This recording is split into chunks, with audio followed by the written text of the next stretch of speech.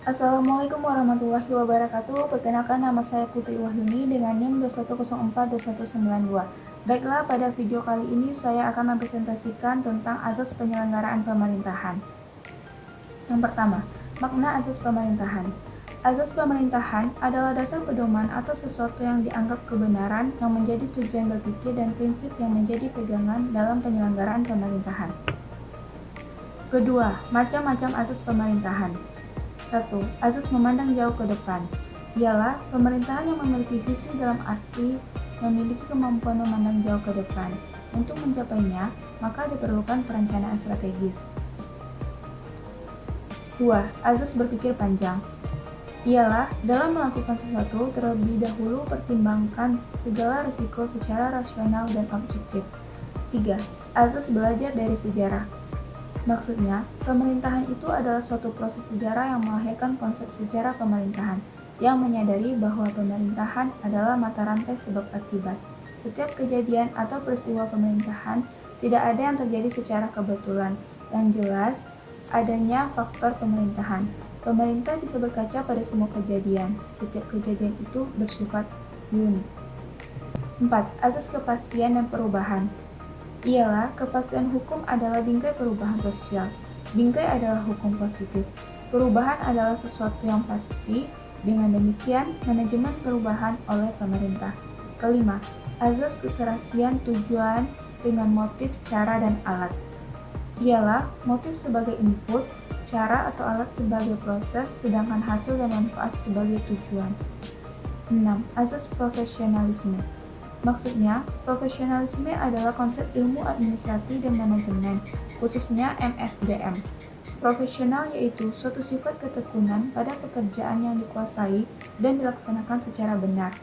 7. Azas tanggung jawab, yaitu suatu sikap untuk menanggung risiko terhadap pekerjaan yang dilakukan. Tanggung jawab lebih pada pelaksanaan kewajiban dan hak. Kedelapan, azas kepatuhan, yaitu kepatuhan bermakna bahwa apa yang dilakukan disesuaikan dengan norma, hukum, dan prosedur yang ada dalam organisasi. 9. Azas noblesse oblige, lebih pada moral obligasi di mana penghargaan kepada seseorang yang berjasa khusus di bidang pemerintahan. 10. Azas kebersamaan, yaitu azas yang memperlakukan semua orang sama di dalam hukum dan pemerintahan. 11.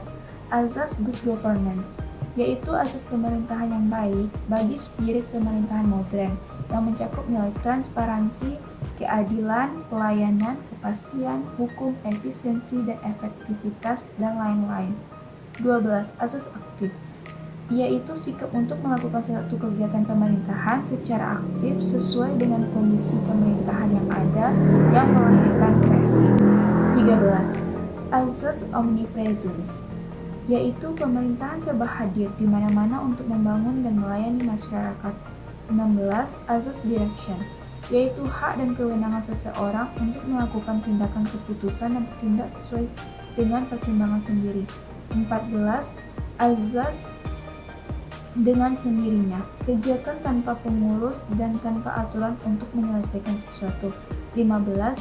Azas sisa residu sisa, urusan sisa sebagai ampas yang menjadi sampah bidang pemerintahan yang berkaitan dengan urusan pemerintahan. 17. Azas Prince Mason, yaitu dalam kondisi yang tidak menentu, perlu dilakukan tindakan yang tepat. 18. Azas keterbukaan, yaitu keterbukaan dalam hal mengelola input tertentu menjadi output tertentu. 19. Azas keutamaan, yaitu mendahulukan rakyat dalam berbagai kegiatan pemerintahan. 20. Azas persatuan dan perbedaan, yaitu Bhinneka Tunggal Ika. Perbedaan itu diciptakan dan persatuan sebagai rahasia ilahi dalam penciptaan. 21. Azas kepercayaan, pengharapan, dan kekecewaan, yaitu rakyat percaya kepada pemerintah dan rakyat berharap kepada pemerintah, dan rakyat pun kecewa kepada pemerintah. Baik, sampai disinilah presentasi saya pada video kali ini. Mohon maaf apabila ada kesalahan kata. Wassalamualaikum warahmatullahi wabarakatuh.